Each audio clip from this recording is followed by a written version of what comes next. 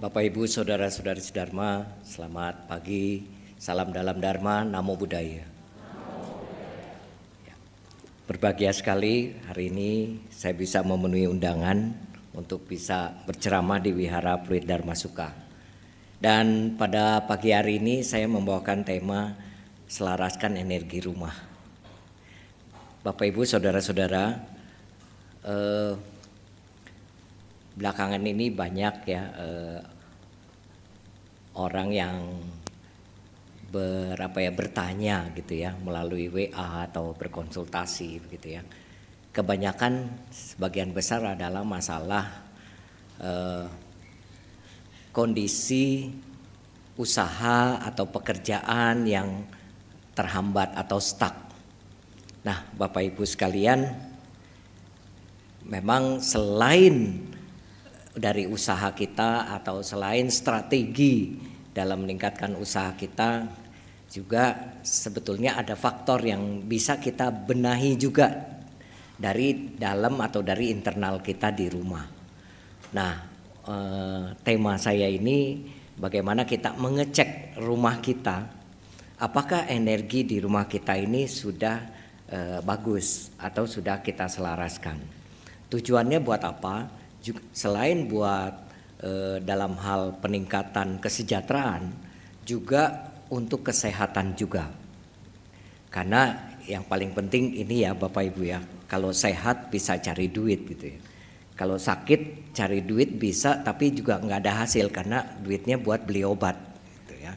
Oleh karena itu penting sehat dulu. Nah, kita mulai ya Bapak Ibu sekalian. Nah, Bapak Ibu sekalian, setiap rumah pasti akan ada arah di mana rumah itu menghadap. Oleh karena itu ini penting sekali Bapak Ibu sekalian kita mengetahui arah rumah kita dulu. Karena arah rumah ini juga sangat mempengaruhi energi yang ada di dalam rumah kita. Ya, dan memang diharapkan arah rumah ini sesuai dengan orang yang menjadi tuan rumah atau yang menjadi tulang punggung di dalam penempatan rumah itu. Ini yang menjadi titik permasalahannya. Banyak orang yang kemudian membeli rumah setelah itu baru tanya gitu ya. Nah, ini yang susah nih, karena nggak mungkin arah rumahnya dipindahin ke samping gitu ya, karena rumahnya udah jadi, sedangkan di samping tembok rumah orang gitu ya. Nah, rumah kan kita sekarang rapat gitu ya. Jadi Bapak Ibu, alangkah baiknya memang kita mengetahui dulu di mana arah rumah kita yang cocok buat kita. Karena rumah itu Bapak Ibu seperti tempurung kura-kura, di mana kalau kita arah rumah kita tepat dengan kita, walaupun dalam kondisi misalnya tahun yang kurang bagus atau tahun yang jelek Bapak Ibu, seperti kura-kura yang berada di dalam tempurung yang kuat. Artinya walaupun cuaca tidak bagus atau pada saat itu tahun tidak bagus, dia tetap aman di dalam rumah kura-kura tersebut. Artinya kita tetap ada perlindungan di dalam rumah kita sendiri.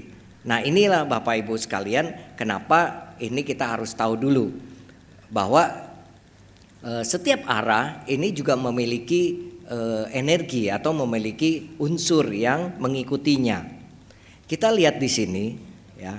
Contoh misalnya arah utara itu unsurnya adalah air.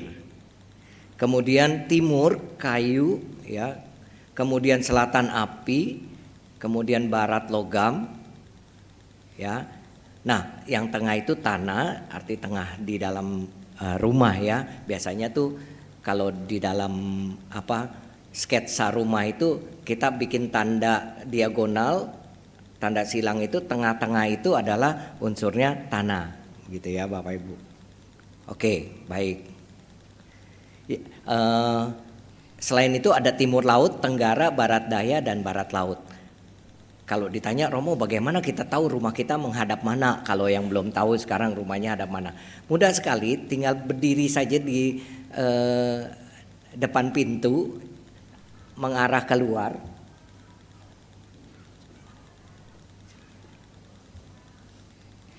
Sebentar ya, ada iklan.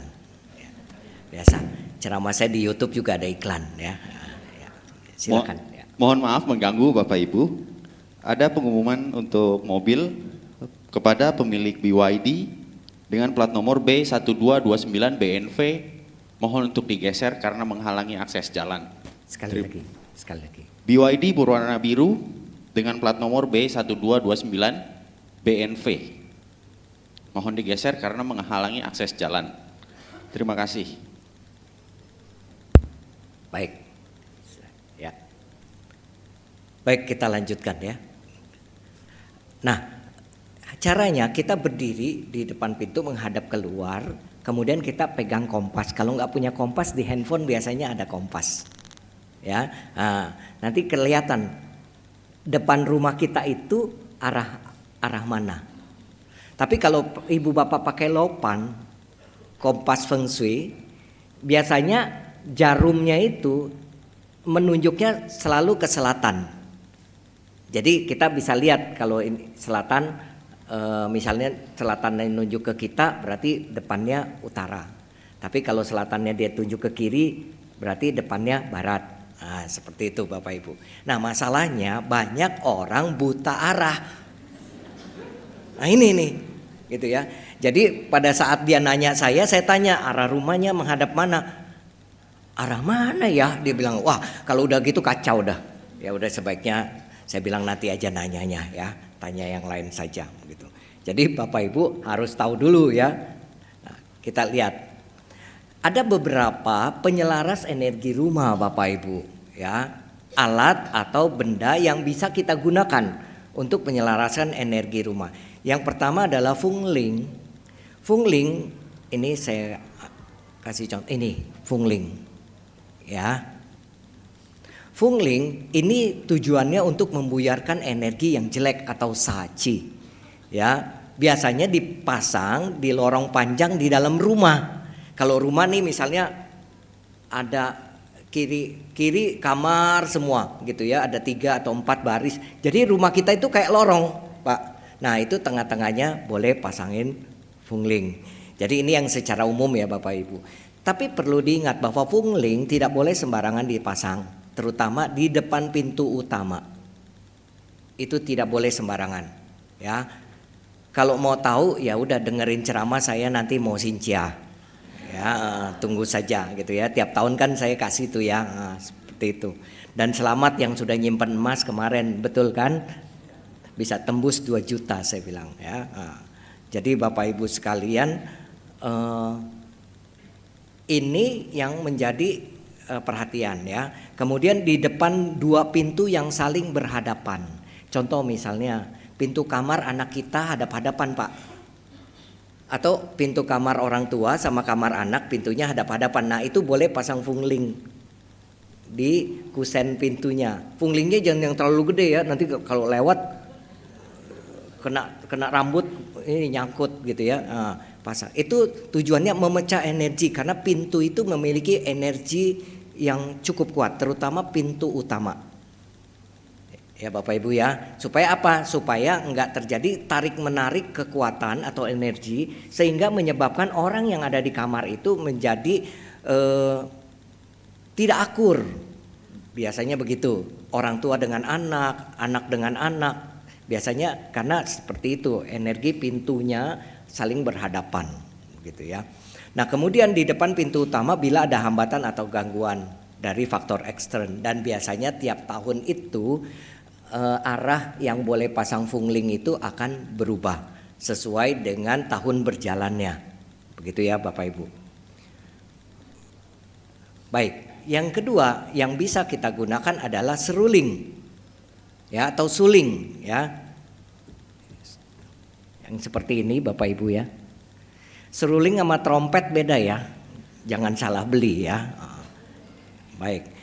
Kalau seruling ini tujuannya untuk menampung atau menyalurkan dan mengalihkan energi jahat atau saci dari satu bidang ke bidang lain.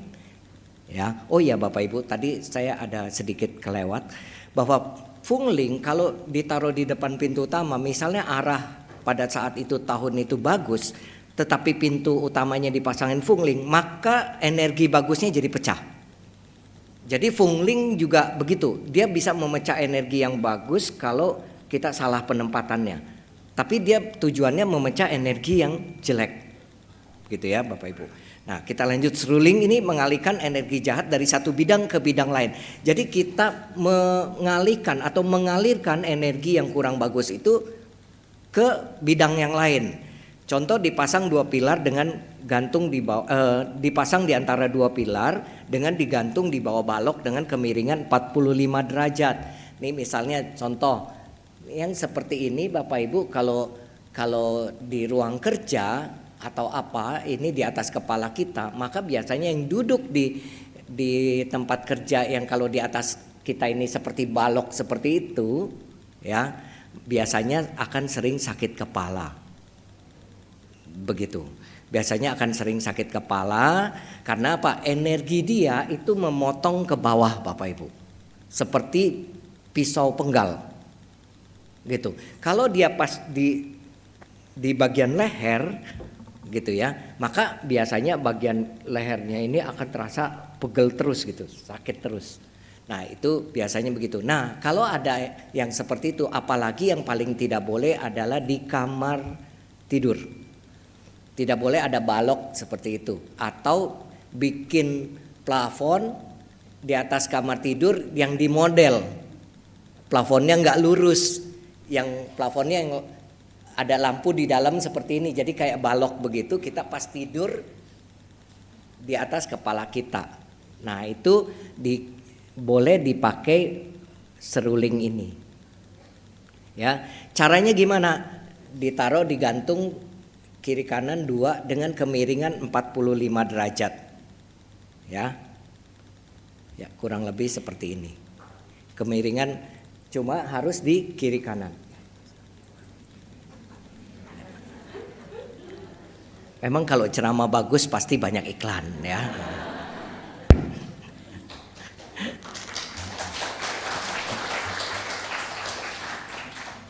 Mohon maaf sekali lagi kepada pemilik mobil Honda WR-V dengan plat nomor B2659 UIW dihimbau untuk digeser. Terima kasih. Ya, digeser dulu mobilnya. Mungkin sekali lagi, takut nggak dengar.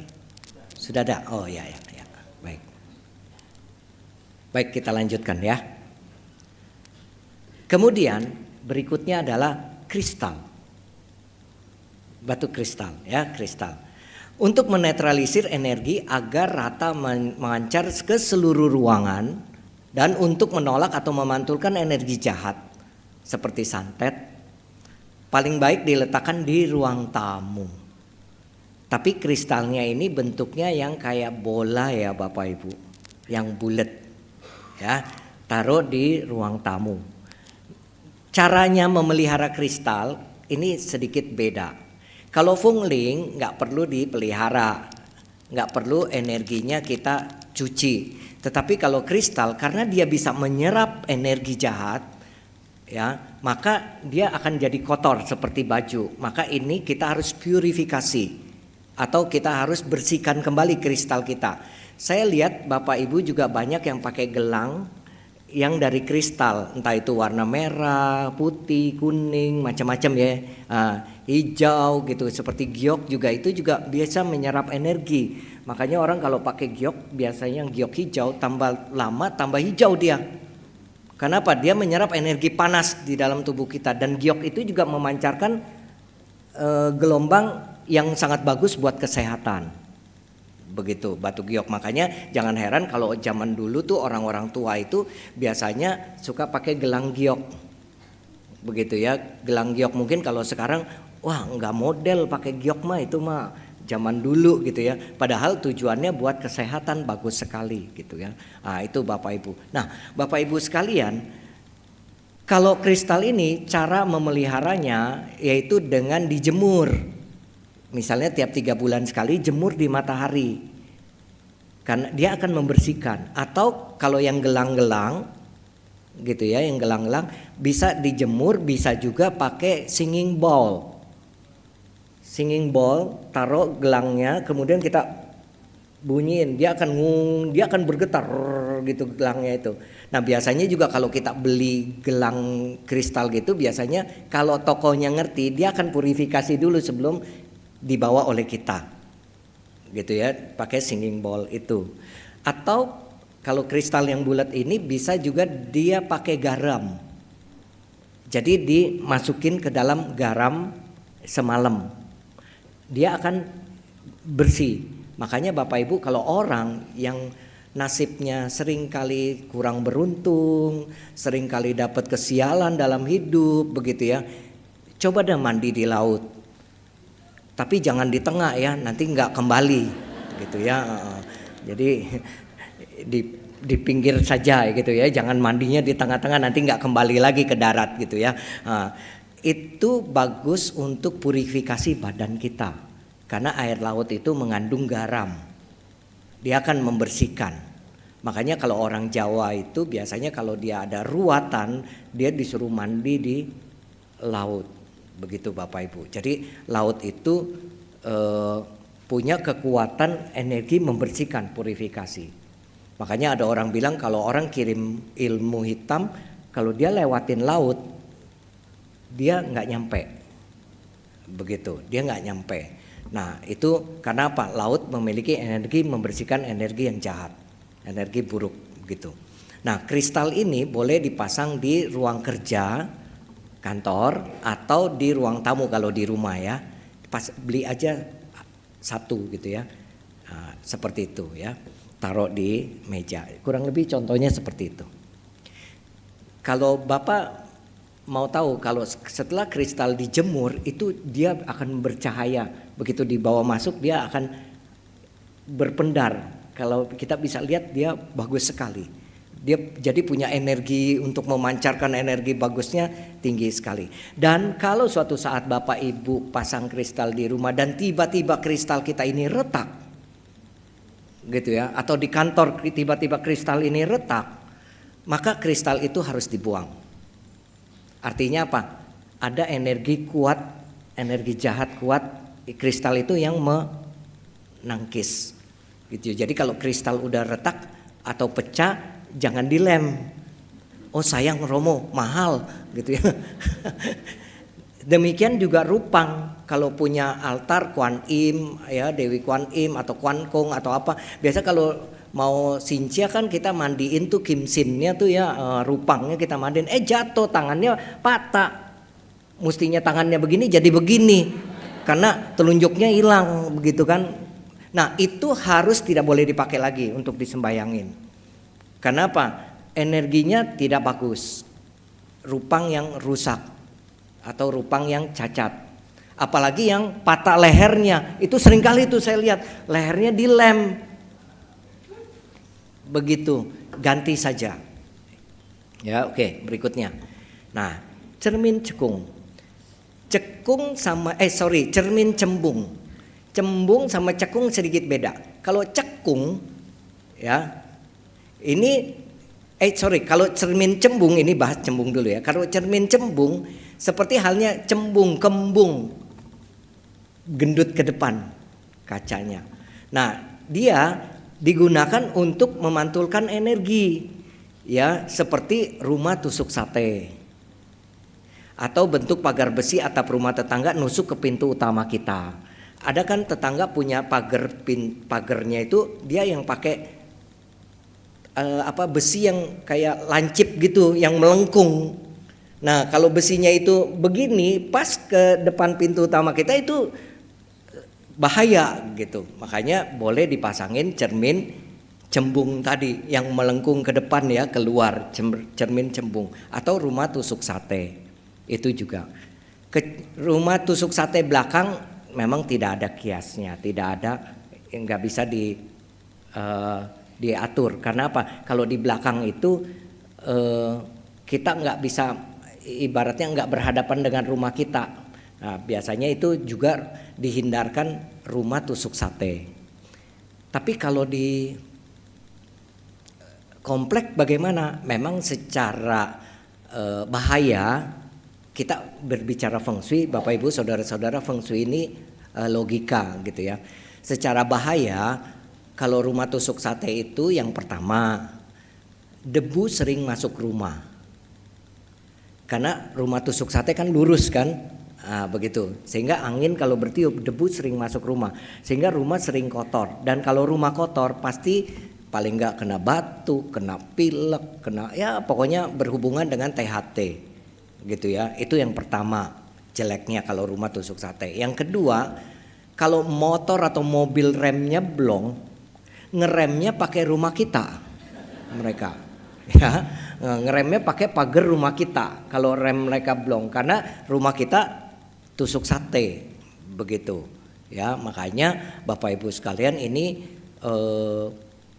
kita tahu bahayanya seperti itu gitu. Tetapi bukan berarti kalau di perumahan seperti itu, yang tidak sedahsyat bahaya kalau di jalan raya. Kalau rumahnya di jalan raya tusuk sate itu bahaya sekali.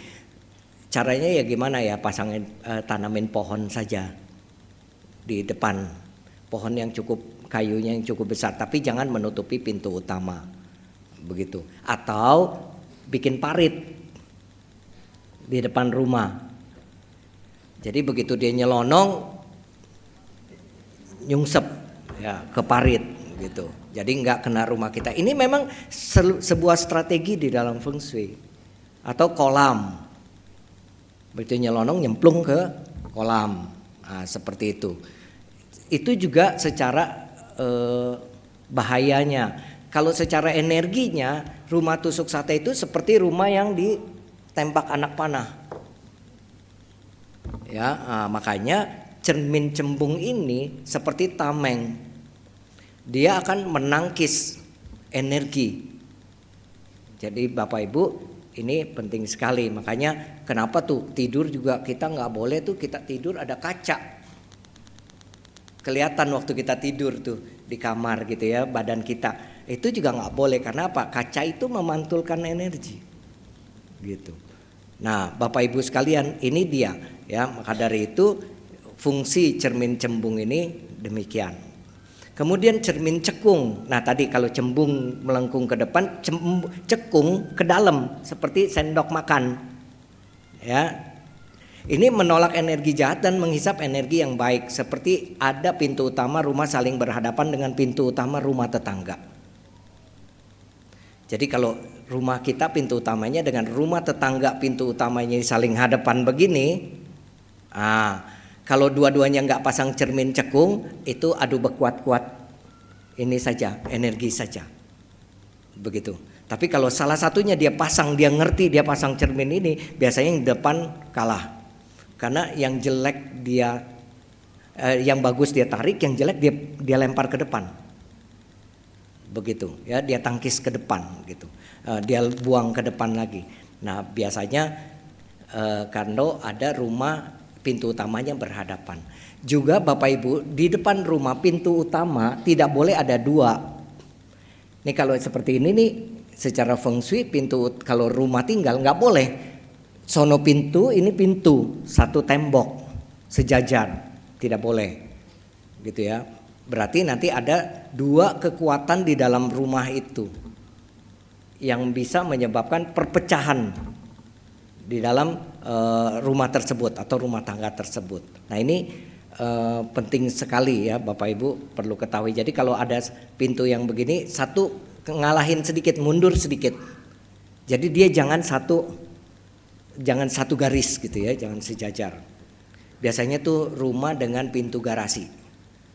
Itu seringkali begitu ya. Nah, makanya diatur gitu ya. Kalau udah terjadi gimana ya sudah, mau apa ya sudah terjadi gitu ya ini. Makanya next time ya mungkin siapa tahu ini juga jadi pengetahuan ke depannya. Yang kedua, salah satu untuk menyelaraskan energi adalah kita bikin kolam atau air mancur.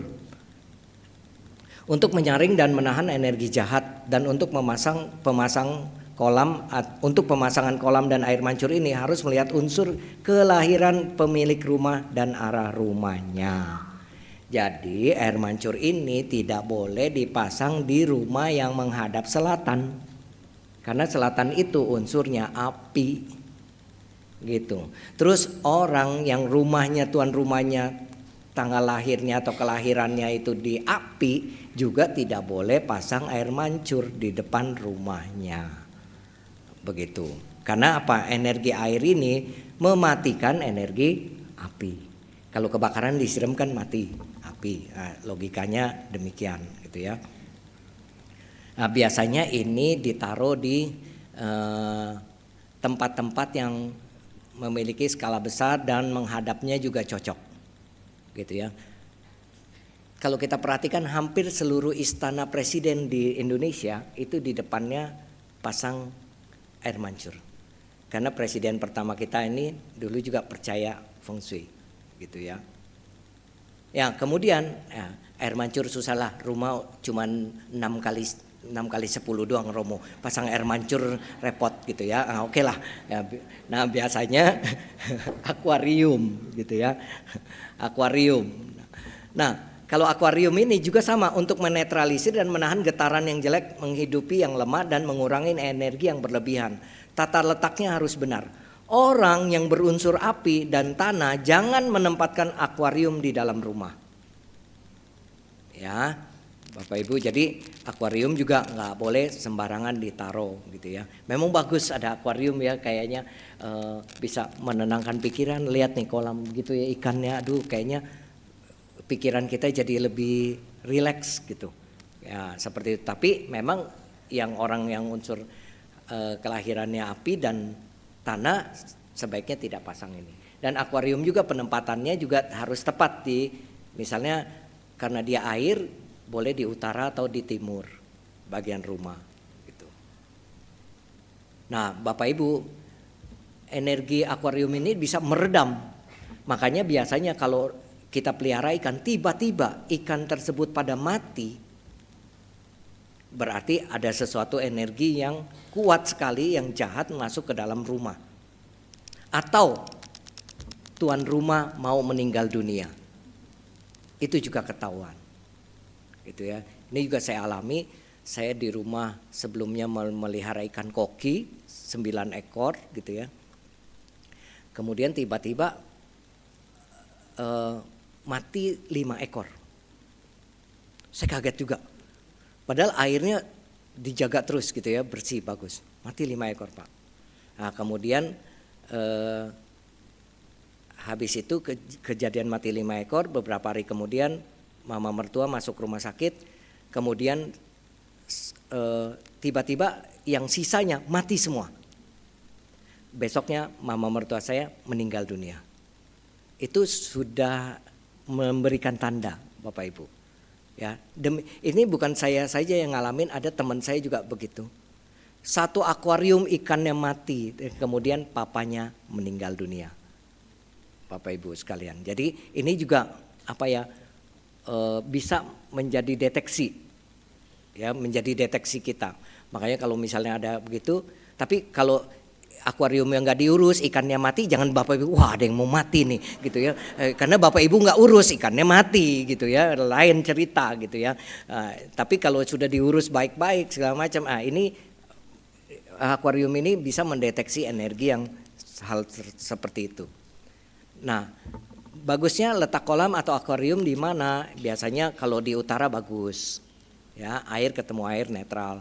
Di timur laut jelek. Tadi ya, karena unsur tanah ketemu air tidak berkembang. Makanya kalau dia akuariumnya ditaruhnya di timur laut, biasanya ekonomi rumah tangga atau keluarga tersebut stuck. Karena salah naruh akuarium. Itu makanya perhatikan nih yang kalau sekarang bisnisnya kok stuck gitu ya.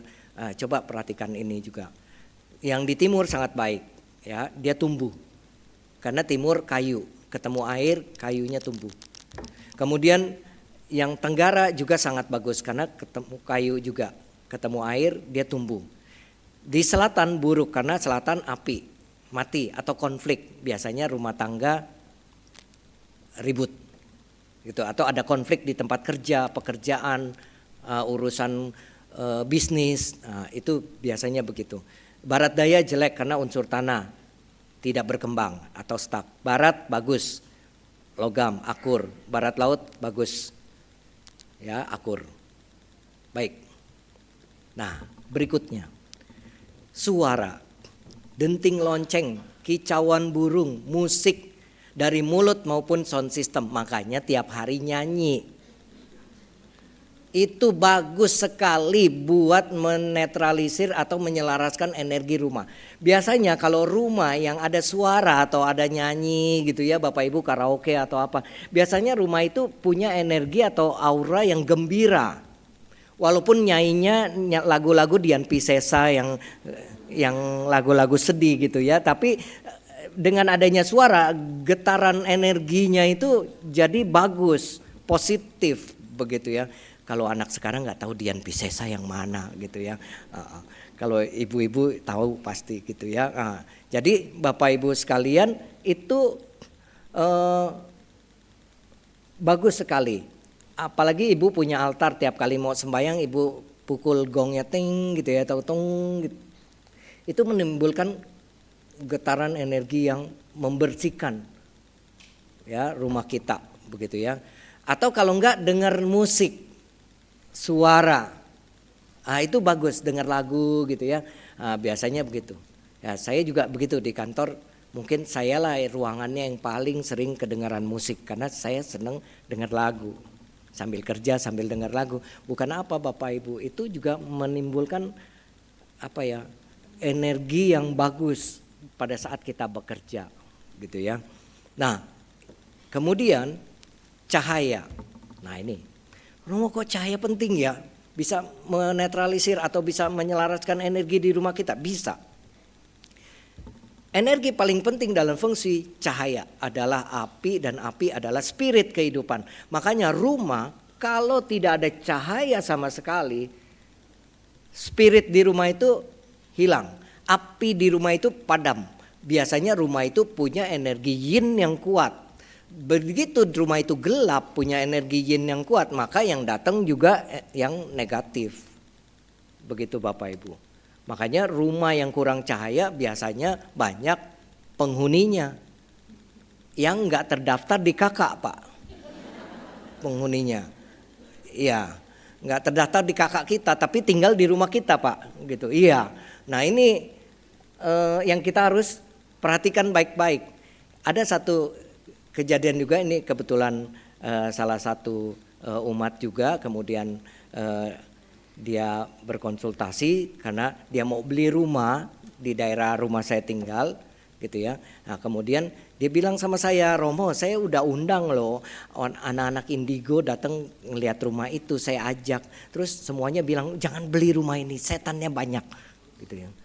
Anak-anak indigo itu bilang jangan beli rumah ini. Bukan cuma satu loh Romo, ada dua yang sudah saya undang, semuanya bilang gitu. Nah, Romo tolong datang ke rumah saya. Coba bener gak ya banyak setannya? Dia udah undang dua aja masih gak percaya gitu ya. Nah, saya datanglah ke sana. Begitu datang ke sana, baru mau masuk pintunya aja saya bilang, wah ini mah bukan setan lagi, semua ngumpul nih, ini markas nih, saya bilang gitu. Ini mabes nih, kayak markas besar nih gitu kan. Karena rumah itu udah lama kosong, mau dijual Bapak Ibu. Terus gak ada yang mau beli orang yang itu. Sampai akhirnya dijual dengan harga yang cukup murah. Nah, orang ini dia bilang, Romo, sebetulnya juga saya kalau ada duit karena udah dengar gitu, saya takut juga gitu ya, takut mengganggu nanti kalau dibeli. Tapi ini rumah saya cukup dananya, kalau beli rumah ini, beli atau jangan Romo? Dia tanya saya gitu. Jadi saya penentu. Jadi orang ketiga nih penentu nih. Dua udah bilang jangan, satu nih saya bilang beli.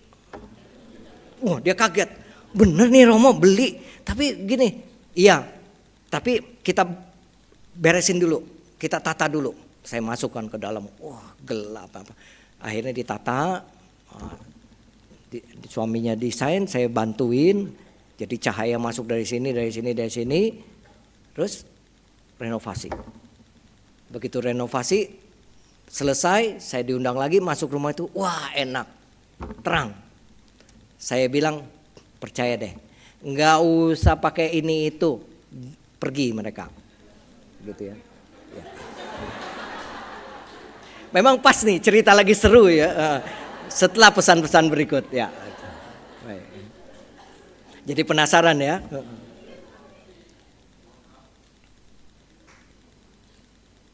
Lain kali Parkir di sana aja dah, di mall aja dah. Bisa nggak? Sini saya bantu. Mohon maaf kepada Bapak Ibu, kepada pemilik Fortuner putih dengan plat B898 WWN. Mohon untuk digeser karena menghalangi akses jalan. Terima kasih. Ulang lagi. Kepada pemilik Fortuner berwarna putih dengan plat nomor B898 WWN, mohon untuk digeser karena menghalangi akses jalan. Terima kasih. Baik, kita lanjut ya. Nah, akhirnya setelah itu betul rumahnya jadi enak dan betul-betul tidak ada gangguan. Jadi Bapak, tapi ini next time kalau mau beli rumah berhantu jangan undang saya ya. Ini cuma contoh ya, cuma contoh bahwa rumah yang demikian pun kalau energi cahaya itu ada masuk ke dalam rumah, itu mereka akan pergi dengan sendirinya. Ya Bapak Ibu, jadi energi cahaya itu bagus sekali. Gitu ya. Makanya apalagi kamar bisa ada jendela dan bisa kena cahaya matahari. Wah, itu sehat sekali buat kamar orang tua. Begitu ya. Baik, berikutnya. Rumah yang gelap berarti energi yin terlalu kuat. Setan akan sangat suka tinggal di rumah tersebut. Dupa atau hiu. Bukan berarti harus punya altar. Ya sekali-kali bolehlah pasang hiu wangi. Gitu ya, nyalain hiu wangi di dalam rumah. Untuk menyelaraskan dan membersihkan energi yang jahat dengan aroma wangi. Dan biasanya kalau dupa yang wangi, ingat ya, nggak boleh menyan. Menyan juga ini tuh wangi tuh, bisa tetangga 5 rumah bisa cium tuh. Kita bakar menyan tuh, wanginya kemana-mana. Tapi yang datang itu bukan dewa. Ya, menyan madat itu bukan dewa yang datang. Ya, bakarnya dupa atau hiu. Cendana boleh, gaharu boleh, ya, hiu wangi boleh, ya. Itu kalau hiu wangi sekarang kan pakai parfum ya. Kalau cendana, gaharu biasanya alami, wanginya lebih soft. Ya, kalau wangi-wangi yang wanginya itu sampai menyengat itu biasanya sudah kimia. Dan itu sebetulnya tidak bagus kalau sering. Karena apa? Itu akan mempengaruhi kesehatan juga. Makanya Bapak Ibu kalau ke India di bawah pohon Bodhi Ananda di Jetawanarama di India itu sudah tidak boleh lagi orang pasang dupa, pasang hiu. Karena apa? Hiu sekarang sudah pakai pewangi kimia. Jadi itu akan mempengaruhi pohon, merusak pohonnya. Begitu ya. Berikutnya, ini lagi tanaman. Ini kan biasanya sering ya suka tanam tanaman. Untuk memancarkan energi ketenangan, kehidupan dan pertumbuhan, maka rumah harus ada tanaman. Walaupun enggak besar di pot boleh. Ya.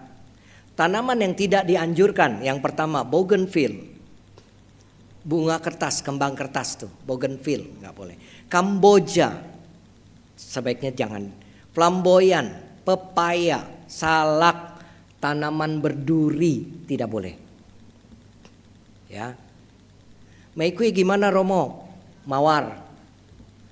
Kalau mau tanam mawar harus rajin potongin durinya.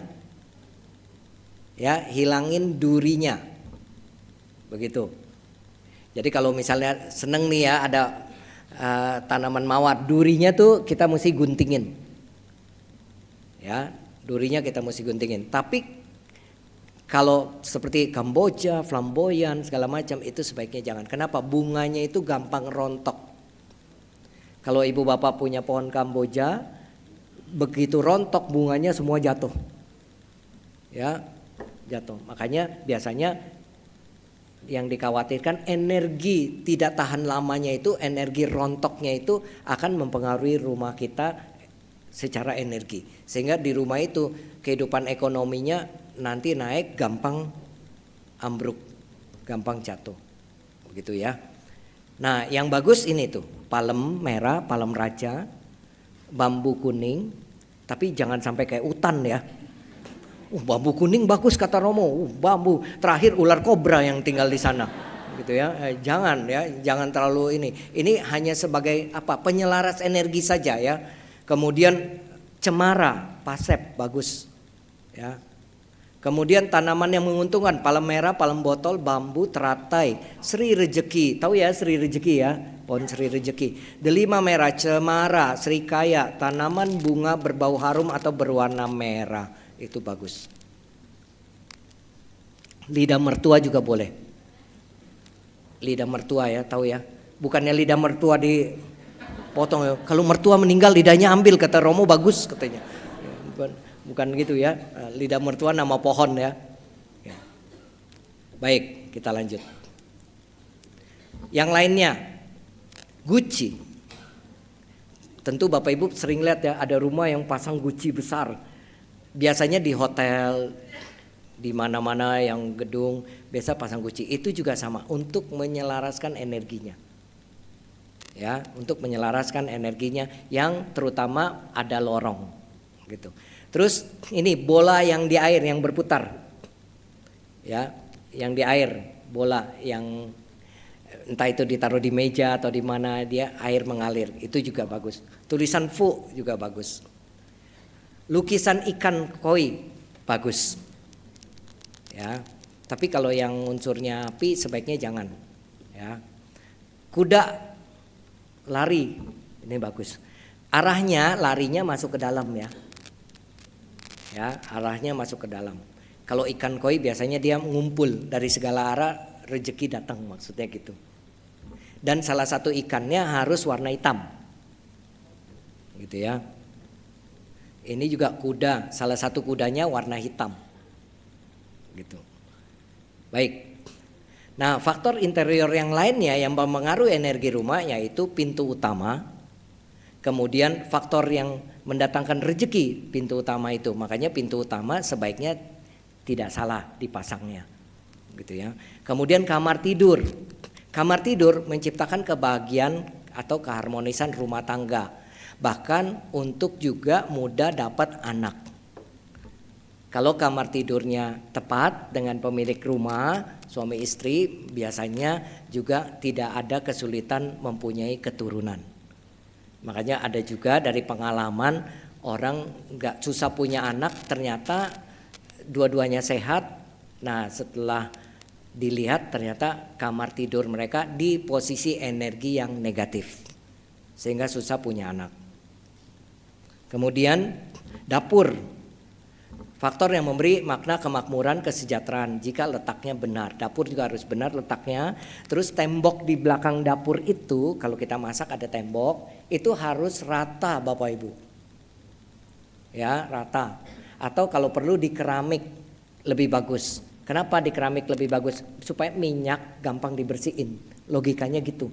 Dan lebih kuat, lebih paten. Nah, dapur itu. Dan lebih bersih. Karena dapur sumber kita energi makanan, jangan sampai kotor. Kemudian toilet. Toilet ini mempunyai energi saji, pembunuh. Pengaruhnya sangat membahayakan. Letak toilet perlu diatur dengan benar. Jadi sebaiknya toilet jangan dekat meja makan. Kecuali rumahnya udah segitu dah, buka pintu tidur di situ, dapur di situ, kayak apartemen tipe studio itu susah. Banyak orang yang tanya saya, Romo bisa gak liatin feng shui rumah saya? Di mana apartemen? Tipe apa studio? Wah, nggak usah dilihat lagi. Susah. Karena kalau saya bilang pindahin dapurnya, pindahin kompornya, jangan di sini, pindahin ke sana, nggak bisa. Apartemen nggak boleh bongkar. Karena mereka satu gedung itu sama, kamar mandi semua sama, begitu ya Pak ya. Nggak ada yang lantai atas kita kamar mandinya di sana, kita di sini, nggak ada. Semua pasti satu garis. Makanya apartemen itu nggak bisa bongkar, gitu. Apartemen susah, kecuali sebelum belinya cek dulu, ini bagus gak sama kita. Nah, kalau udah dicek bagus, baru beli gitu. Jangan beli dulu, baru tanya gitu ya, kebanyakan. Terus kalau apartemen pintu depannya yang mana? Nih kalau mau beli apartemen nih, hadap arah utara. Nah, utaranya misalnya ya, hadapnya yang cocok arah mana gitu ya. Nah, arah pintu kayu kita masuk ke ruangan kita atau balkon. Arah masuk. bukan balkon, karena kita keluar masuknya nggak lewat balkon. Ngerti ya Bapak Ibu ya? Yang namanya pintu utama itu pintu di mana kita keluar masuk. Kalau balkon itu cuma kita buat ngelihat doang, bahaya banget kalau keluar masuk lewat balkon gitu ya. Kecuali ibu bapak punya kekuatan gaib ya, bisa terbang gitu ya. Nah, gitu. Baik. Kemudian toilet juga jaga kebersihannya Bapak Ibu, jangan sampai berbau. Ya, jangan sampai kotor. Karena toilet ini banyak sekali kejadian-kejadian orang tua jatuh, orang tua meninggal karena jatuh di toilet ya. Makanya jaga kebersihannya, jangan sampai licin, karena dia basah, kecuali ibu bapak punya toilet kering. Ngerti ya? Toilet kering. Kalau toilet kering gimana Romo? Mandinya pakai pasir gitu kan. Itu beda gitu ya. Nah, kemudian tangga juga kondisi atau hawa rezeki kehidupan. Tangga yang salah letak bisa memotong energi kehidupan. Tangga tidak boleh berhadapan dengan dapur. Tidak boleh juga berhadapan dengan tangga berdekatan dengan kamar tidur, nggak boleh. Apalagi kamar tidur lantai atas. Paling pantang berhadapan dengan tangga. Kenapa? Biasanya kalau kita baru bangun tidur, hunnya belum lengkap. Terus ketemu tangga, bahaya sekali. Ini logika Bapak Ibu. Logika. Feng Shui itu nggak ada yang nggak logika. Semua logika. Bahaya sekali. Terus tangga nggak boleh dekat kamar mandi. Kenapa? Biasa dari kamar mandi kaki kita basah. Kalau kita turun tangga atau turun lebih bahaya lagi. Itu bisa jatuh, bisa kepleset. Itu demikian. Atap rumah. Faktor yang membentuk jenis medan magnetik dari atmosfer yang ada di rumah yang dinaungi. Nah, ini atap rumah biasanya ada yang segitiga, ada yang pelana. Pelana itu naik dulu baru turun belakang. Yang segitiga itu yang begini depan, kalau kita lihat depan. Nah, seperti itu ya. Ada yang bersusun, berundak. Rumah di model dia berundak atapnya. Ada yang cor. Biasanya ruko. Nah, seperti itu. Kalau yang cor biasanya lebih gerah karena nggak ada udara, hawa masuk. Kalau yang ada atapnya biasanya masih ada angin bisa masuk ke dalam rumah. Baik Bapak Ibu, sekian. Saya rasa habis ini pertanyaannya luar biasa nih, banyak ya.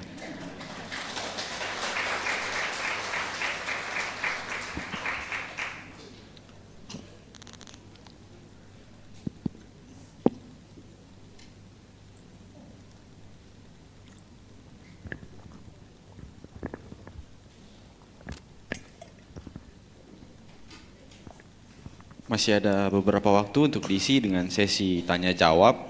Tanya jawab bisa dilakukan dengan dua cara, yaitu bertanya secara langsung kepada Romo atau melalui pesan di WhatsApp ke admin Wihara Pluit Damasuka di nomor 0812 9921 098. Sambil menunggu pertanyaan masuk, mari kita menyanyikan sebuah lagu. Kepada petugas kami persilahkan.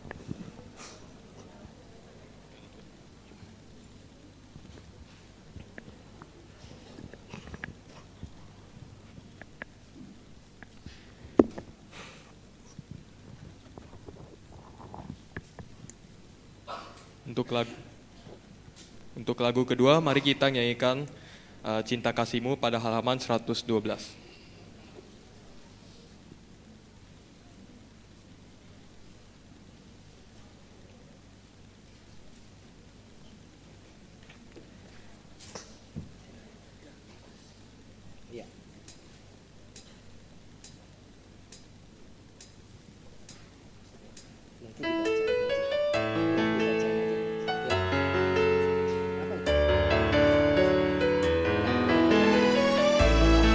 Sesuai urutan itu aja ya. Satu-satu aja. Hanya padamu ku kan bersujud sepenuh hatiku dan keyakinanku. Sinar wajahmu sejukkan hatiku. Cinta dan kasihmu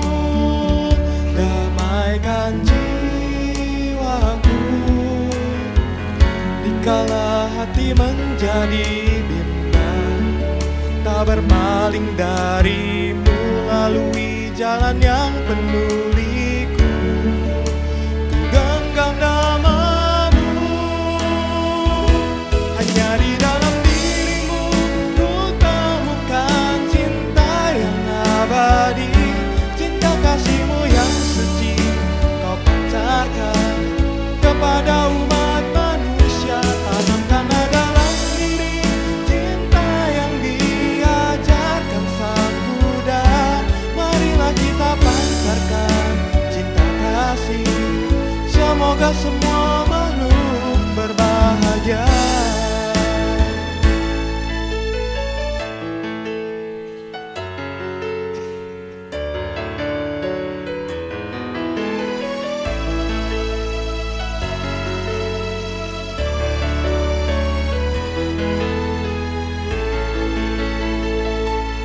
Sinar wajahmu sejukkan hatiku, cinta dan kasihmu damaikan jiwaku.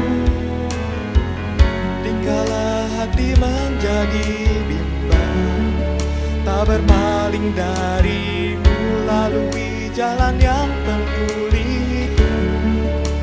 Ku genggam namamu, hanya di dalam dirimu ku temukan cinta yang abadi. Cinta kasihmu yang suci kau pancarkan kepada umat manusia. Tanamkan dalam diri cinta yang diajarkan Sang Buddha. Marilah kita pancarkan cinta kasih, semoga semua makhluk berbahagia. Kini ku mengerti cinta dan kasihmu.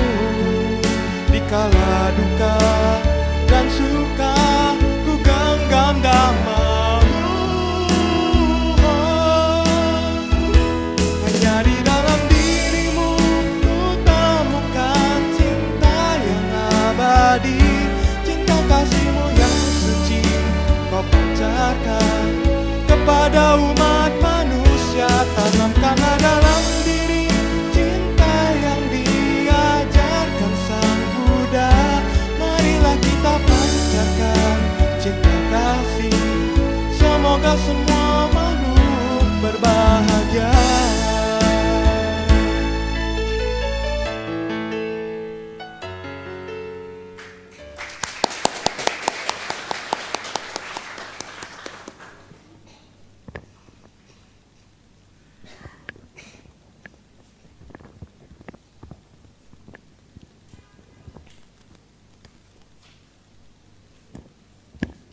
Baik, sudah ada pertanyaan yang masuk dan mohon maaf sekali kepada para umat, para hadirin. Pertanyaan kita batasi hanya untuk 3 saja karena keterbatasan waktu. Sampai jam berapa? 11.15. Masih bisa lah lebih dari 3. Pokoknya sampai ini aja. Tapi jangan semua, sampai 11.15 saja ya. Nanti saya pilih yang singkat-singkat ya. Untuk pertanyaan pertama adalah, selamat siang Romo. Jika kita percaya seutuhnya pada alam semesta yang telah memberikan kehidupan sepanjang masa berupa oksigen gratis, dan kita juga percaya pada parami yang kita tanam selama ini, kita juga percaya kepada karma diri kita sendiri, menjalani hidup dari karma kita sendiri. Apakah perlu hiasan penangkal untuk kita jalankan? Terima kasih. Baik, ini pertanyaan udah dari zaman dulu. Waktu saya ceramah-ceramah tentang ini ya. Begini saudara-saudara, Feng Shui itu tidak bisa merubah karma, jangan dibalik. Ya, orang yang tidak punya karma baik tidak akan punya Feng Shui yang bagus di dalam hidupnya. Itu yang jadi catatan. Karena di dalam Manggala Sutta Sang Buddha katakan hidup di tempat yang sesuai berkat jasa-jasa kehidupan lampau. Jadi orang yang bisa punya Feng Shui yang baik karena punya karma baik. Itu yang pertama. Sekarang kalau Feng Shui kita sekarang jelek atau rumah kita jelek, ketemu orang yang bisa ngerti, kasih tahu kita, berarti Anda ketemu karma baik. Ngerti ya? Yang tadinya nggak ngerti ini kita jadi ngerti. Oh harusnya begitu ya. Oh nggak boleh begitu ya. Berarti karma baik Anda berbuah. Itulah jalannya karma. Sehingga Anda bisa merubah feng shui rumah Anda. Jadi feng shui tidak merubah karma, tapi karma itu bisa menuntun feng shui dapat feng shui yang bagus. Ya, contoh, sekarang rumahnya sering kebanjiran. Kalau hujan orang tidur nyenyak, kita malah waspada siaga 1. Karena rumah kita gampang banjir. Berarti kita dapat feng shui rumah jelek. Itu juga karma kita. Kenapa kita punya daerah tinggal di tempat yang sering banjir. Kemudian orang itu berpikir, saya mau jual rumah saya supaya bisa feng shui-nya lebih bagus. Tapi orang-orang udah tahu kalau beli rumah di situ bakalan banjir bisa 1 meter. Orang gak ada yang mau beli rumah kita. Kita mau pindah pun karena karmanya gak mendukung, orang gak mau beli Bapak Ibu. Jadi feng shui Anda tidak bisa berubah. Begitu. Nah sekarang tadi kalau udah ada karma, apakah kias-kias ini? Ingat, ini bukan menangkal atau apa, tapi menyelaraskan energi. Kalau karma Anda nyampe, Anda tetap akan dapat.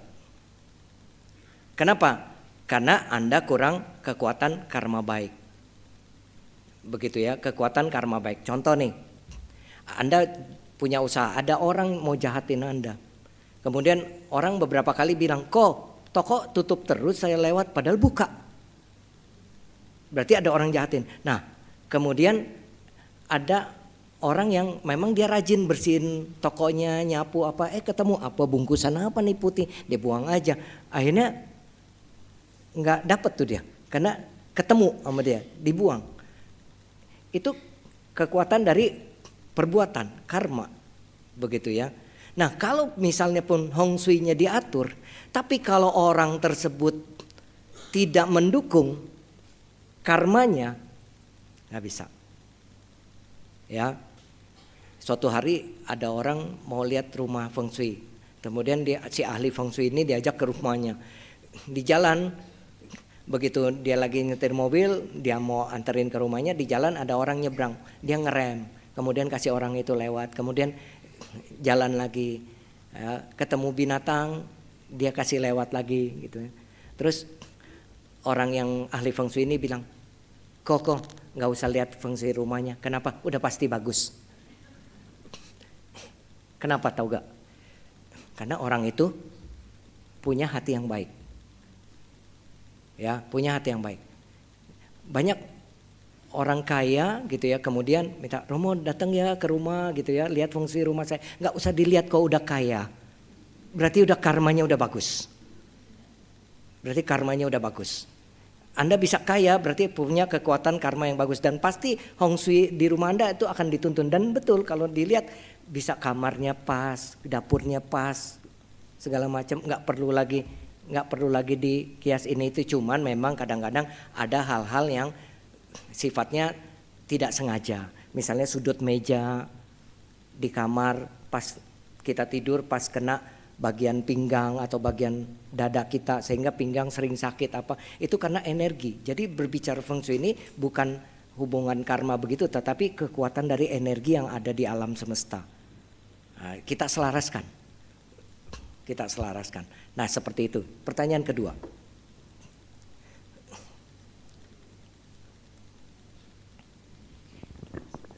Untuk pertanyaan berikutnya, selamat pagi, nama budaya Romo. Saya ingin bertanya, apa yang harus dilakukan dengan rupang Buddha yang rusak? Bukankah rupang Buddha tidak boleh dibuang begitu saja? Kemudian yang kedua adalah, apakah cermin cekung bisa menolak bala? Dan apakah pantangan untuk cermin cekung di atas pintu depan rumah? Terima kasih Romo. Ya, yang pertama rupang Buddha yang sudah rusak kan nggak boleh dibuang. Siapa bilang? Gitu ya. Pernah ada satu cerita seorang biku, dia kedinginan, kemudian dia waktu itu badai salju, kemudian dia masuk ke dalam sebuah kelenteng yang sudah tidak terurus gitu ya. Kemudian murid-muridnya ya bilang, wah kita bisa mati kedinginan. Gurunya bilang, itu ada Buddha rupang, potong-potong jadi kayu bakar. Dipotong-potong Buddha rupang itu jadi kayu bakar gitu.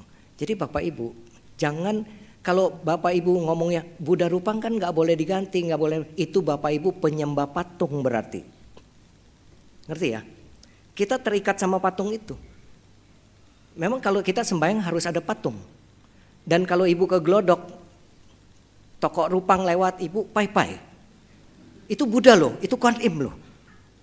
Kan enggak. Kenapa? Karena kita tahu yang kita hormati itu adalah yang dalam bentuk di altar gitu. Nah, kalau misalnya dia sudah cacat, dia sudah jelek gitu ya. Yang datang di altar kita itu bukan cuma manusia tetapi para dewa. Dan para dewa itu tahu bentuk Buddha Gautama waktu masih hidup. Sempurna, bagus, penghormatan yang tinggi. Oleh karena itu ganti. Caranya gimana? Gampang, dikremasi. Rupangnya dikremasi, dibakar. Nanti udah dibakar ya pakai kertas emas atau apa, dibakar. Habis itu kan memang nggak pecah, nggak hancur, digerus, ditumbuk. Habis ditumbuk jadiin pupuk, taruh di pohon supaya nggak dilangkah-langkain orang lain. Begitu caranya, Bapak Ibu sekalian. Ya, nanti dewanya marah, Bu, Pak, dewa nggak mau tinggal di Rupang, sempit. Apalagi Rupangnya kecil, nggak muat sama badannya, gitu ya. Jadi para dewa itu kalaupun hadir, mereka nggak berdiri di atas altar, Bapak Ibu. Mereka cuma berdiri, bahkan ada yang duduk, ada yang di samping, begitu. Mereka berdiri atau bersila. Kalau kita duduk, nah mereka juga bersila, gitu ya, atau berdiri, begitu. Mereka nggak ada yang di atas altar. Nggak ada yang tinggal di patung, yang nggak ada. Cuma para dewa itu menjaga wiharanya, menjaga altarnya. Makanya terhadap altar kita nggak boleh sembarangan, nggak boleh ibaratnya juga melecehkan begitu ya. Nah, seperti itu. Karena apa? Para dewa itu menjaga itu. Gitu. Jadi Bapak Ibu sekalian, bukan di dalam patungnya ya, jangan salah ya. Dan ini nggak boleh salah. Kepada anak-anak kita menjelaskan, oh dewanya ada di patungnya, gitu. Akhirnya pemikiran kita nyembah patungnya. Benar kata orang-orang, wah kita mah umat Buddha nyembah patung. Padahal Rupang Buddha, patung Buddha itu sebagai bentuk lambang perhormatan, lambang penghormatan. Seperti halnya bendera merah putih. Bendera merah putih yang kita kasih hormat pada saat dia lagi dinaikin tiang bendera sambil dinyanyikan lagu Indonesia Raya, kita hormat. Tapi kalau kita lewat di jalan, kebenaran 17 Agustus, setiap rumah kan pasang bendera merah putih. Bapak Ibu sepanjang jalan begini? Enggak kan? Kalau enggak begini berarti enggak hormat bendera? Bukan. Gitu. Karena apa? Yang kita tahu kapan kita harus menghormati.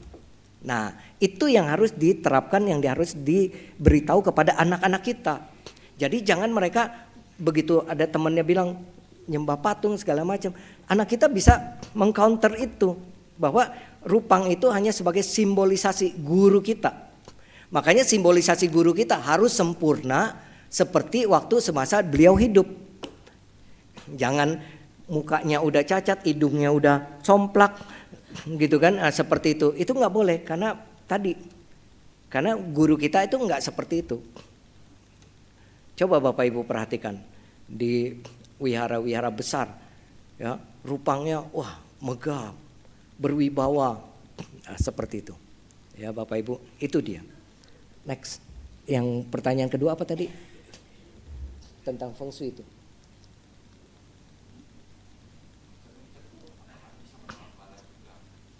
Tadi saya udah jelasin. Cermin cekung itu bukan nolak bala, tapi untuk tadi, ya.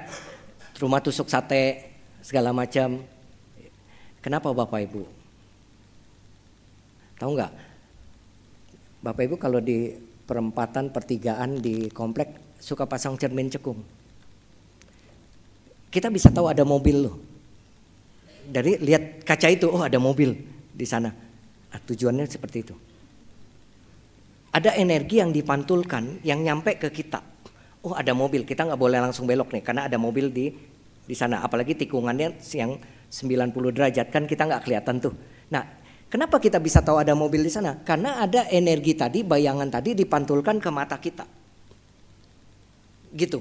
Nah, cermin cekung juga begitu, yang tusuk sate itu juga demikian. Energi itu bisa dipantulkan ke tempat lain. Nah itu, jadi bukan tujuannya tolak bala atau apa. Nanti setiap orang pasang cermin cekung di mobil, kan tolak bala. Di depan mobil pasang cermin cekung, biar nggak ditabrak mobil lain, Romo. Depan nggak ditabrak, belakang nabrak. Ya, seperti itu. Jadi jangan berkonotasi kalau udah pasang itu nggak ada tolak bala segala macam. Karena apa? Karena kita nggak tahu karma kita apa. Itu hanya sebagian untuk mencegah energi tadi yang jelek itu masuk ke dalam rumah. Itu hanya sebagian dalam hidup kita. Jadi kita memandang hidup kita harus holistik, harus dari segala arah. Kalau yang rumah itu baru satu bagian, satu faktor. Coba di tempat kerja ibu bagaimana bersikap, berbicaranya bagaimana, bertutur kata, kelakuannya seperti apa. Biarpun pasang cermin segala macam, kalau tidak mendukung yang lainnya juga sama. Makanya tadi saya bilang jangan dibalik gitu. Nah, tapi cermin itu salah satu faktor. Karena kita tinggal di rumah, kita mau rumah kita itu jadi pelindung kita, seperti tempurung kura-kura tadi. Jadi kalaupun ada hari yang jelek, tahun yang kurang bagus buat kita tetap aman, satu keluarga. Maksudnya begitu, ya. Oke, next. Itu nggak bisa saya lihat langsung sih ya, jadi lama ya. Ayo cepet, ya. Kamu harus siaga, sigap. Karena banyak tuh, kasihan nanti yang nanya. Ya. Apabila di kantor posisi meja saya ada ditusuk sate, apakah perlu untuk pasang cermin cembung? Tusuk satenya gimana dulu? Maksudnya menghadap ke pintu masuk atau bagaimana? Cermin cembung itu ditaruhnya di depan pintu utama, bukan di ruang kerja. Jelas ya, itu saya jawab. Jadi mungkin nanti mejanya diatur, jangan langsung menghadap ke pintu, dipasang partisi atau apa yang sedikit menghalangi. Itu saja saran saya, karena saya nggak bisa ngelihat mejanya bagaimana posisinya. Ya, next. Namo Buddhaya Romo, kalau seandainya dalam satu rumah ada banyak kepala keluarga, maka yang dilihat Feng Shui kecocokan dengan rumahnya itu siapa ya? Apakah yang paling tua atau masing-masing individu? Terima kasih. Kalau masih ada orang tua, yang paling dilihat adalah orang tuanya. Terus yang kedua, yang mencari nafkah di rumah itu yang jadi tulang punggung. Ya, itu jawabannya. Oke, next.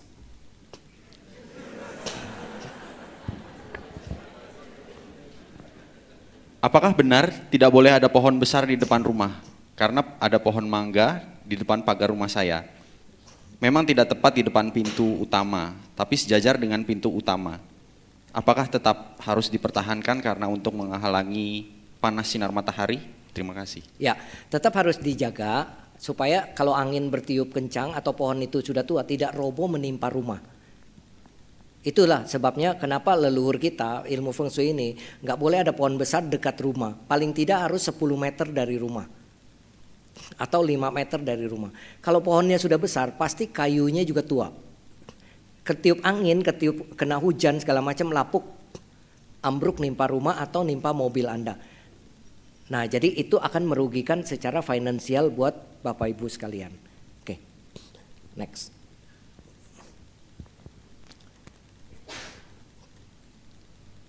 Selamat pagi, Namo Buddhaya Romo. Saya mau bertanya perihal nomor rumah seperti 4, 13, dan angka-angka lain. Apakah ada hubungannya dengan Feng Shui? Tidak ada. Feng Shui enggak seperti itu pemikirannya. Itu karena persamaannya dia homofon, artinya sama bunyinya. 4 si mati juga. Jadi akhirnya dianggap jelek. Dan anehnya kantor-kantor ikut. Jadi ada lantai 1, 2, 3, 5. 4-nya nggak ada. Jadi 5 itu nangkring di mana coba? Kalau lantai 4-nya nggak ada. Kan sebetulnya cuma membohongi diri. Terus yang 13 itu karena orang-orang Eropa itu, orang-orang Barat itu percaya angka 13 angka yang jelek, bukan angka 4. Angka 4 itu orang Tionghoa yang percaya itu jelek karena persamaan bunyi tadi. Gitu, ya, persamaan bunyi tadi. Ya, misalnya orang taruh apel di altar gitu ya. Apel itu sering kali di altar itu ada gitu ya. Kenapa? Karena persamaan bunyi. Ping kuo, ping an, ping an gitu ya. Nah, seperti itu. Jadi dianggap itu bagus buah yang taruh di altar. Jadi persamaan bunyi. Jadi jangan percaya hal-hal seperti itu. Nanti jadi stres begitu nomor mobil Anda nyampe di rumah, plat mobil si semua. Udah mati semua ya, seperti itu. Jadi kepikiran terus gitu, mati beneran tabrakan. Ya, karena apa? Pikiran kita mengkondisikan itu gitu. Jangan mempercayai hal-hal yang sifatnya tahayul seperti itu. Kalau misalnya angka 4 itu angka yang membawa sial, membawa malapetaka, leluhur kita pasti sudah hapus. Ya kan? Enggak ada lagi ilsan se, enggak ada se-nya. Itjisasi, si-nya nggak ada, betul kan? Tapi sampai sekarang di Tiongkok pun masih ada angka 4. Leluhur kita tidak berpikir begitu. Yang justru tahayul kitanya. Begitu ya Bapak Ibu. Jadi jangan merasa, waduh kalau rumah angkanya 4 kurang bagus nih. Ya kalau misalnya tersugesti masih ada kepercayaan atau percaya begitu, ya udah pilih nomor lain, begitu ya. Tetapi yang realnya di Feng Shui tidak ada yang seperti itu. Kemudian yang berikutnya, kalau tetangga saya suka membakar kemenyan karena tercium baunya, bagaimana solusi baiknya Romo? Kemudian yang kedua, Entar dulu itu dulu, no comment. Karena itu hak asasi dia bakar menyan. Solusinya kalau kita nggak mau cium bau menyan dia, pindah rumah. Itu susah dong ya, karena dia sering bakar ya. Kita nggak mungkin larang dia, jangan loh itu nanti yang datang setan, malah jadi ribut dengan tetangga gitu ya. Ya sudah, yang penting kita jangan. Dan percayalah, di mana itu dibakar, disitulah mereka kumpul. Artinya nggak mungkin ke rumah kita. Karena apa? Kan tempat masaknya, makanannya di sana gitu, ngerti ya? Oke, next. kalau tatung itu apakah benar adanya bisa dimasuki dewa atau dewi? Terima kasih. Belum tentu. Enggak semua tatung yang masuk adalah dewa atau dewi. Tapi kita bisa lihat ciri-cirinya. Kalau tatung atau orang tangsen atau tangsin gitu ya, dia dimasuki dewa, ciri-cirinya biasanya kalem. Maksudnya enggak berangasan, enggak marah, enggak kasar gitu ya. Nah, kalau yang kasar biasanya bukan dewa. Itu ciri gampangnya karena kita nggak bisa lihat. Dan kalau bisa lihat pun, ini pengalaman temen yang indigo, dia cerita ke saya, iya begitu orang itu masuk, dia bilang dia ngaku-ngaku dewa gini. Padahal saya lihat bukan dewa, saya langsung, kamu bukan dewa gini, marah dia. Karena ketahuan gitu kan, dia marah. Seperti itu.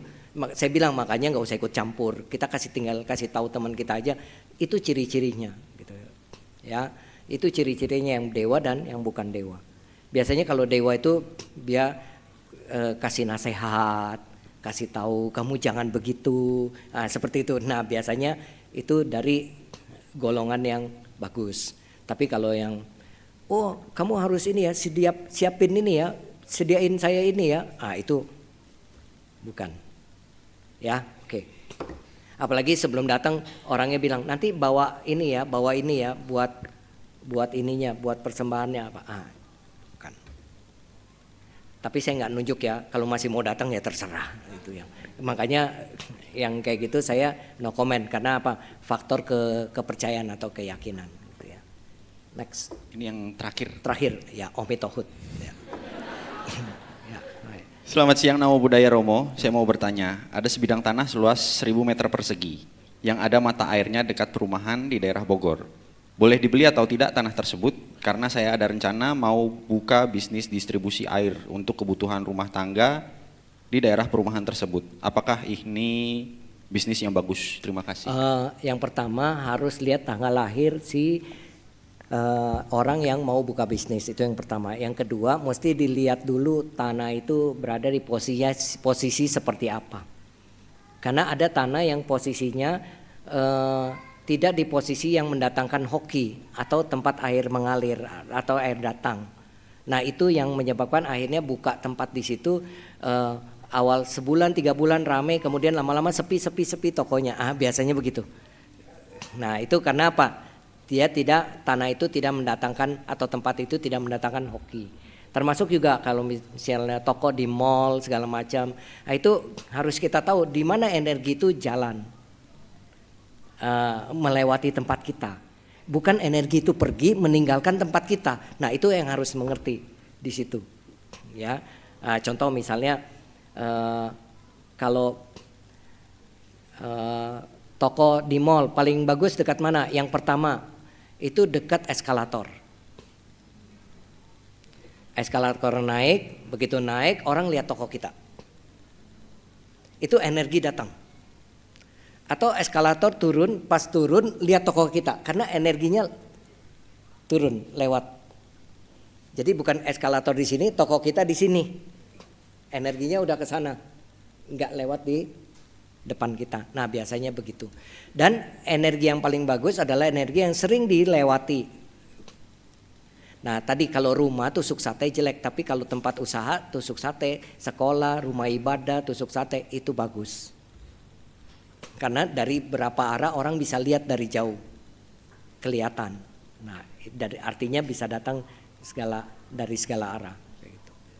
Oke, baik. Karena pertanyaan terakhir, terima kasih ya Bapak Ibu sekalian. Mudah-mudahan ini bisa menambah pengetahuan ya buat Bapak Ibu. Terima kasih. Selamat pagi. Ya, ada yang angkat tangan tuh. Ada yang mau nanya langsung kali. Masih ada waktu. Ya, silakan. Ya. Langsung ya.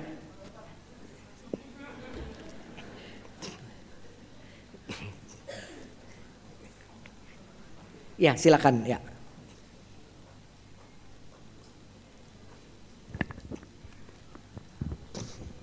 Aku mau tanya, Ya. ini kalau misalnya selisih 4 tahun, kalau orang mau menikah gimana? Kan katanya kaku bangku kuat 4, meja kuat, itu gimana, boleh nggak tuh? Menikah. Ah. Ya, oke. Sudah itu aja pertanyaannya. Ya, duduk lagi ya. Ya. Bukan II kan yang mau nikah lagi kan? Oh ya.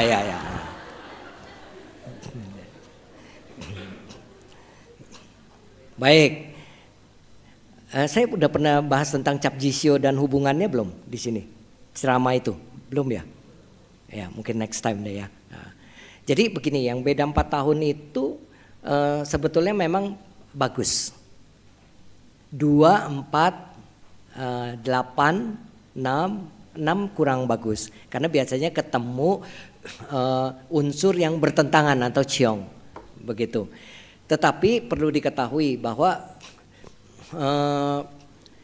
kembali sebuah pernikahan itu yang tadi beda 4 tahun itu baru dilihat dari tahunnya baru dari tahunnya. Orang itu punya jam lahir, tanggal lahir, bulan lahir, tahun lahir.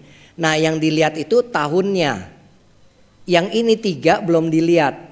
Makanya biasanya kalau orang yang bisa lihat itu ya dilihat dari tanggal lahirnya, dia akan sejajarkan dengan calonnya. Nah, kalau tahunnya cocok, tapi 3 ini nggak cocok, biasanya juga rumah tangganya tidak harmonis. Walaupun ininya nggak cocok, dia ciong nih, tiap hari ribut, rumah tangganya ribut tiap hari, tapi nggak pernah bercerai, sampai tua nggak bercerai, gitu ya. Padahal tiap hari ribut. Berarti ininya nih 3 ini dia cocok tuh. Begitu Bapak Ibu. Jadi kadang-kadang kita itu mengeneralisasi. Jadinya cuman dilihat dari tahunnya aja. Padahal orang punya jam lahir, tanggal lahir dan bulan lahir, tahun lahir 4 diakurin. Nah biasanya kalau cocoknya 2 cocok, berarti dia jodoh karmanya ada. Apalagi 3 cocok, kemungkinan kehidupan lampau mereka juga suami istri. Apalagi 4, tapi itu jarang sekali dan belum pernah ketemu. 4 cocok, itu luar biasa tuh. Mereka kalau menikah jaya dia. Makanya ada orang setelah menikah hidupnya nanjak. Kenapa? Cocok tadi, tujuannya begitu. Tapi kalau ciong tadi, jadi mematikan gitu ya. Makanya orang cari yang hap. Paling enggak yang paling gampang tahunnya ada dilihat gitu ya, karena mungkin orang kan jarang kita tanya sampai detail tanggal lahirnya kecuali memang benar-benar mau dilihat. Nah, begitu ya, ya. Tapi kalau secara umum 4 tahun cocok gak? Cocok ya. Oke. Ada lagi?